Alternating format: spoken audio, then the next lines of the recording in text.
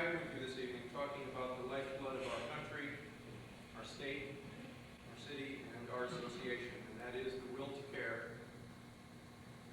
and our collective obligation to continually strive towards a better environment in which to work, play, and prosper. Mark Twain said, "To be good is noble, and to tell other people to be good is even nobler and much less trouble." So here I go.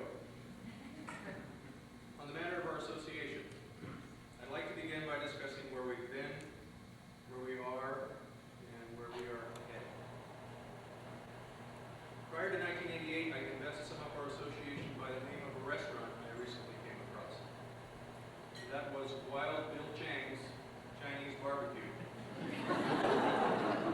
Wild Bill Chang's Chinese Barbecue. We tried to be all things to all people, and we lost sight of our primary mission to deliver quality service and products at a fair and reasonable price to you, our membership. Your leadership must remain constantly focused on this assignment while never losing sight of what the membership truly needs and not what leadership thinks you want. There is a big difference. When the well goes dry, we learn the value of water. Ben Franklin said that over 200 years ago. In 1988, we learned this very hard lesson as a result of our previous computer system.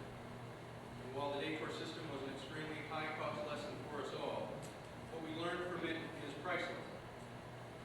The adversity which we all experienced during those trying times forced us to reevaluate every component of our association. We turned every department, every employee, every management system, policy, financial, and political structure inside out. We reevaluated, rethought, retooled, and rebuilt everything from the ground up except for our building.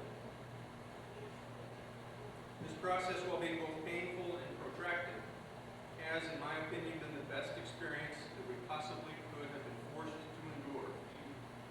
If the Daycore experience had not occurred when it did, the status quo would have ruled the day. Most, if not all, of the positive qualitative changes that have been made over the last 4 years would not have been dealt with. Not because of poor leadership, but because we would have not recognized the need for change. It forced us to recognize that need.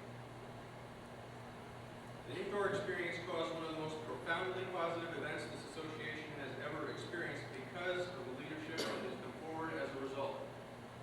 Leadership that was focused on solving the problems, leadership that was focused on the long term, leadership that was involved, committed, and which recognized that a cohesive team with singleness of purpose was the only answer to solve the myriad of problems which we faced at that time.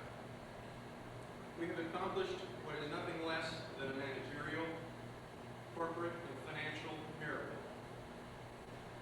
over the last 4 years, purely because we believed we could and we were committed to making it happen. Involvement, commitment, cohesiveness, and focus. These were the ingredients which have coalesced into the association we now have. Our phoenix has risen. Our association of realtors. It's unmatched anywhere in this state. And I truly believe that. Success is not how far you get, but the distance you traveled from where you started. By that measure, I think we are clearly a success.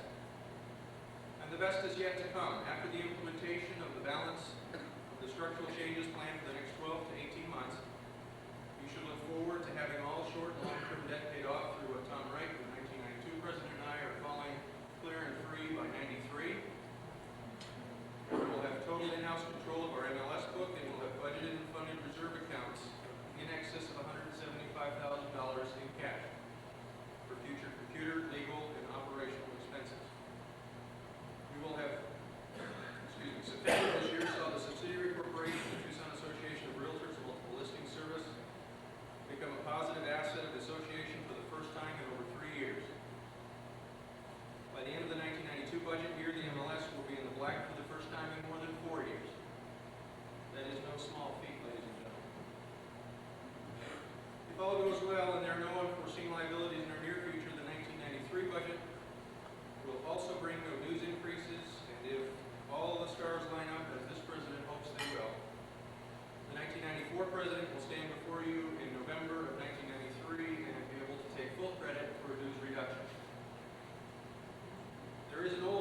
saying, "Man who say it cannot be done should not interrupt a man doing it."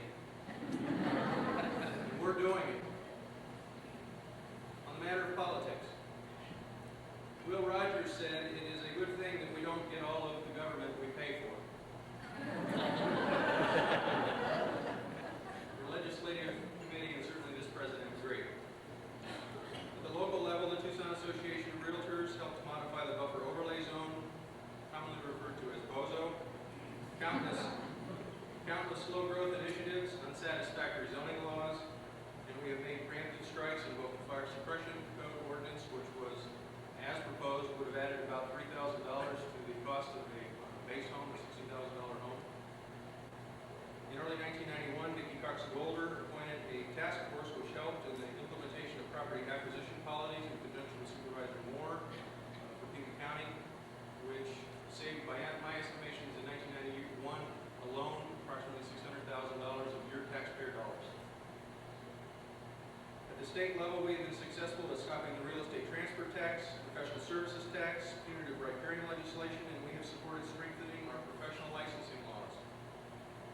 At the national level, we have been instrumental in maintaining the independent contractor status for agents, adequate funding for residential and commercial lending, still need some support there, and we continue to work towards the reinstallation of a preferential capital gains rate, while always keeping a vigilant eye on the protection of mortgage interest deductibility.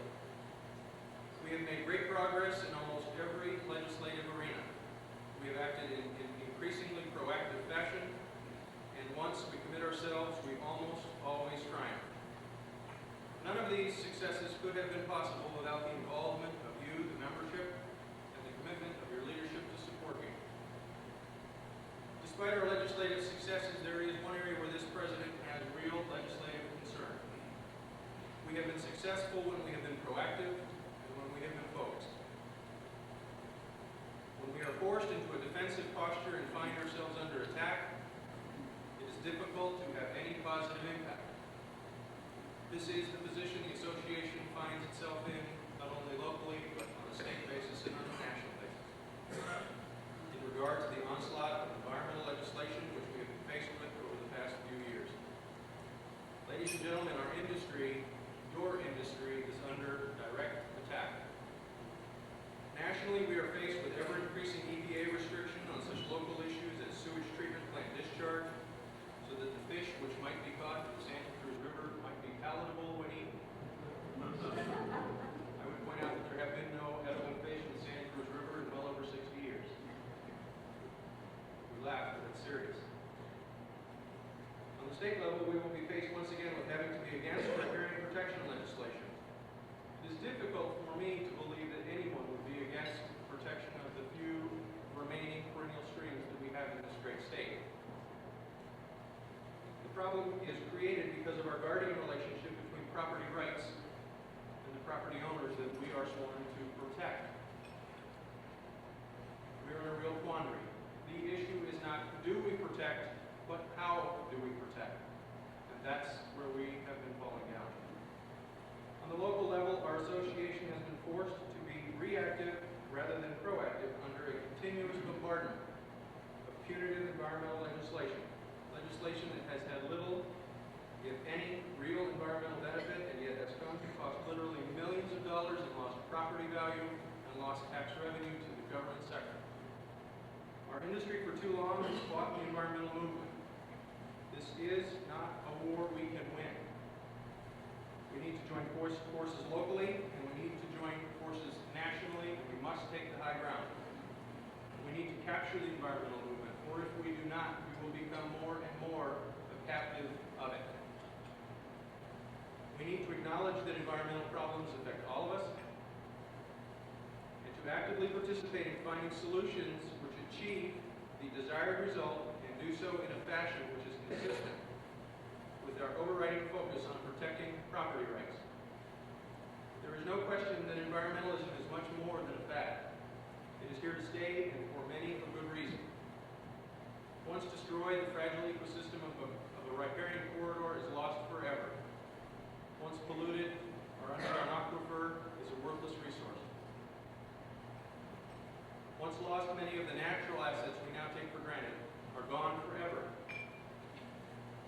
The problems created by legislative environmentalism do not lie in the ideal of the end result, but rather in how that end result is accomplished. The means are not justified by the end. Our industry needs to acknowledge the reality of the dual environmental and legislative threats with which we are faced, become committed to solving the very real environmental problems which we have, and have direct input on how the appropriate legislation will do so. I challenge the most pro-growth, scrape-the-desert bare developer. I challenge the most pro-growth, scrape-the-desert bare developer, or the most ardent pro-growth extremist to deny that they wouldn't instantly qualify themselves as a hardline environmentalist the moment that they find that there's a toxic waste dump next to their home or a TCE dump beneath it. I certainly would, and I know you all would.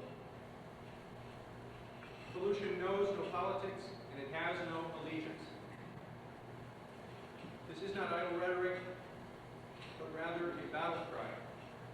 Demand that your leadership pull its head from its sand and get to work before we are overrun with green regulation that accomplishes little but the implosion of the property rights which we are charged with protecting.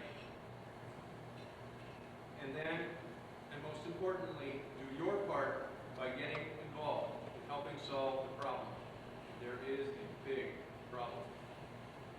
Given our proximity, I'm going to change gears here, I didn't do that well. Given our proximity to the upcoming elections, I think it's probably appropriate that I spend some time this evening on that topic. I would first like to thank the elected officials that are here for joining us in our political transition.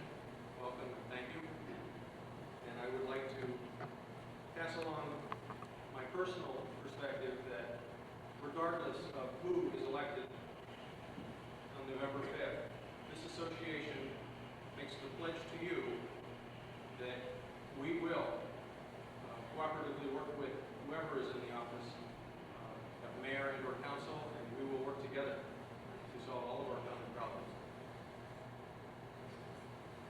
Arnold's rule number 1 is you can't bitch if you don't vote. And Aunt Susie's corollary to Arnold's rule is the more you bitch, the longer God lets you live.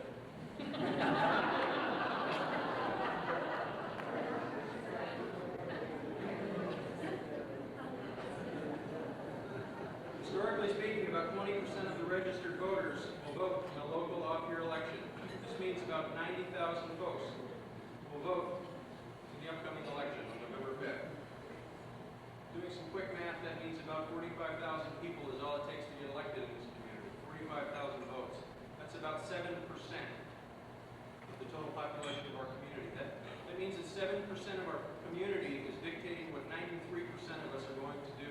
We can retake Tucson from the mediocre, from the zealots, and from the politicos, but there is only one way. One way, and that is through your individual involvement and commitment to do it. When we individually have the same goal, have the same purpose, and have the will to care, we can accomplish anything.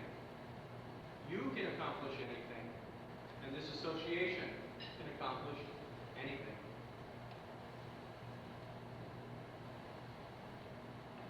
On the matter of involvement, have you heard of the kamikaze who went on 35 missions? He was committed. He was involved, but he was not committed. One of my father's greatest gifts to me was to instill in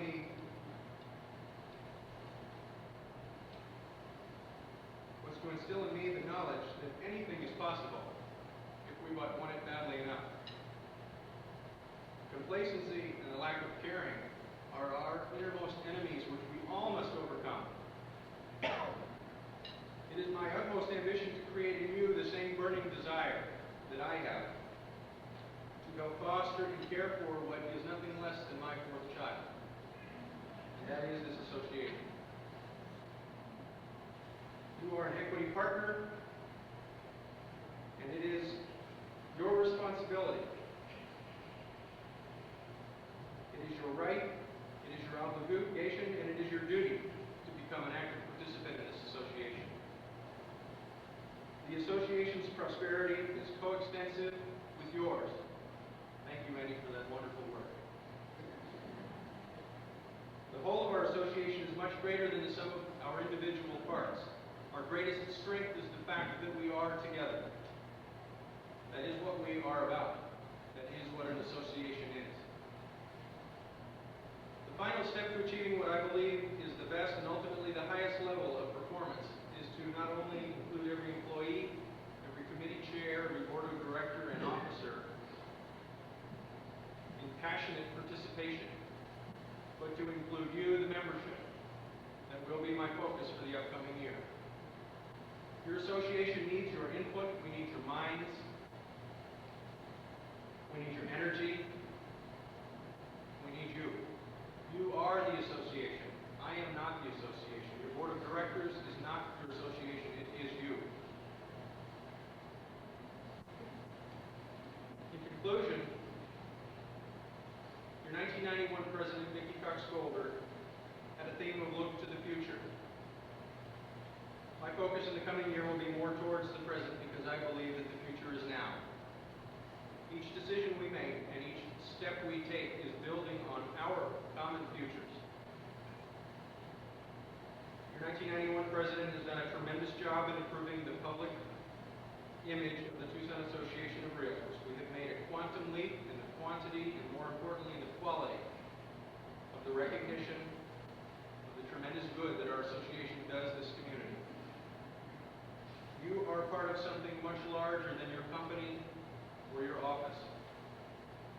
You belong to the strongest, the largest, the best organized, and the most well-managed professional organization in the city of Tucson and, quite frankly, in the state of Arizona. We are one of the very few organizations in this country which is charged with, whose main purpose it is to be the watchdog and protector of private property rights and the rights granted us thereunder in the U.S. Constitution. You are a part of one of the most prestigious and respected groups of entrepreneurs in the world. And you should be proud to call yourself a realtor. I am proud, and I hope you're proud as well. And I'm going to spend a good part of my effort this coming year helping make you proud, giving you the tools to walk away and go to work and go home feeling proud with. Your 1992 President intends to focus the association's attention squarely on membership involvement, not only in our organization, but in your neighborhood organizations, in social service groups, in your service clubs, and in the political process. We will become a more proactive force in promoting a strong economic climate in which everyone can prosper through stronger affiliations with local groups such as the Greater Tucson Economic Council, the Tucson Economic Prosperity Alliance, and the Tucson Chamber of Commerce. And in continuation of what President Cox Golder began, we will expend considerable energy on the promotion of the image of the professional realtor throughout the community for the balance of this year and well into next year.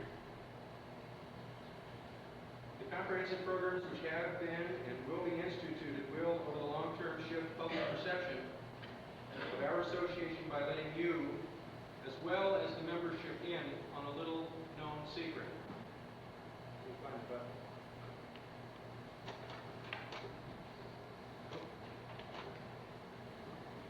Hard to see that. What you see there is a group of guys with white hats on. That's your board of directors and your committees.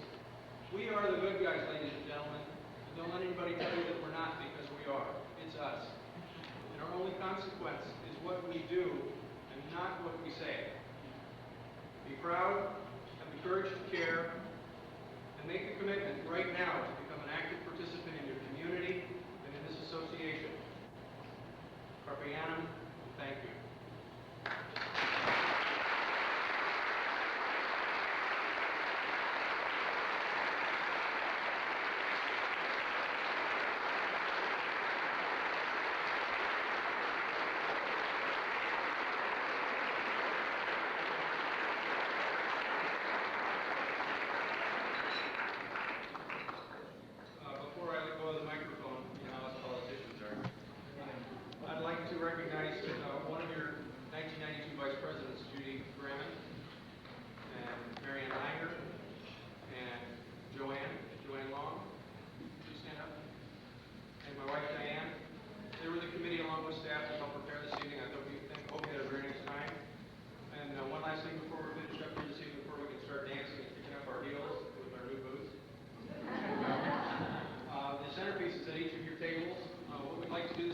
auction them off, not formally, informally. If you like these centerpieces, please conduct your own auction at your table. High bidder, please write out a check to the Hearth Foundation. It is tax deductible. And please give a check to staff before you leave. It will be done on the honor